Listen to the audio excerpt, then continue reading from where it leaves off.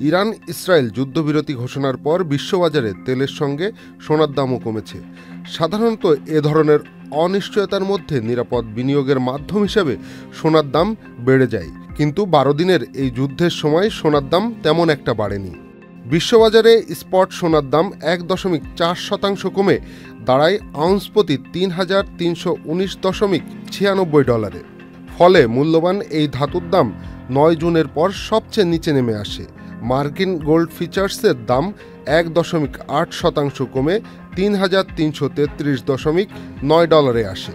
আন্তর্জাতিক গণমাধ্যমগুলো বলছে মধ্যপ্রাচ্যে উত্তেজনা কমেছে। এটাই এখন সোনার দামে সবচেয়ে বড় প্রভাব ফেলছে। বিনিয়োগকারীরা এখন নিরাপদ সম্পদ ছেড়ে ঝুঁকিপূর্ণ বিনিয়োগের দিকে যেতে চাইছেন। বিশ্লেষকেরা মনে করেন সোনার দাম আউন্স প্রতি 3,300 ডলারের আশেপাশে থাকা ভালো। এই দামে কেনাবেচা বাড়বে। দাম 3,250 ডলারের নিচে নেমে এলে আরও ভালো। এই দামে কেনাবেচা আরও বাড়বে। এদিকে যুদ্ধবিরতি ঘোষণার পর গতকাল বিশ্বজুড়ে শেয়ার বাজারে ঊর্ধ্বগতি দেখা গেছে, যদিও মার্কিন ডলারের দাম কমেছে। মার্কিন প্রেসিডেন্ট ডোনাল্ড ট্রাম্প বলেছেন উভয় পক্ষই যুদ্ধবিরতি লঙ্ঘন করেছে। আন্তর্জাতিক বাজারে কমেছে রূপার দামও। স্পট মার্কেটে রূপার দাম 0.8% কমে আউন্স প্রতি 35.83 ডলারে নেমেছে। 5 জুনের পর যা সবচেয়ে কম। প্যালাডিয়ামের দাম কমে দাঁড়িয়েছে 1,061.90 ডলার।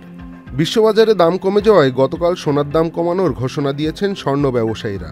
এ দফায় ভরিপ্রতি সর্বোচ্চ দাম কমেছে 1,668 টাকা। তাতে ভালো মানের 22 ক্যারেটের প্রতি ভরি সোনার দাম কমে দাঁড়াবে 1,72,660 টাকা।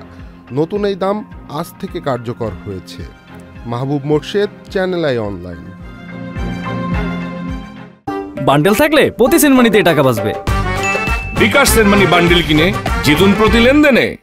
শুরু হয়েছে standard charter channel I agro অ্যাওয়ার্ডের 10ম আয়োজনের মনোনয়ন গ্রহণ। এবার নতুন ক্যাটাগরি বছরের সেরা ছাদ কৃষক সহ মোট 13টি ক্যাটাগরিতে পুরস্কার প্রদান করা হবে। মনোনয়ন গ্রহণ চলবে আগামী 15 জুলাই 2025 তারিখ পর্যন্ত।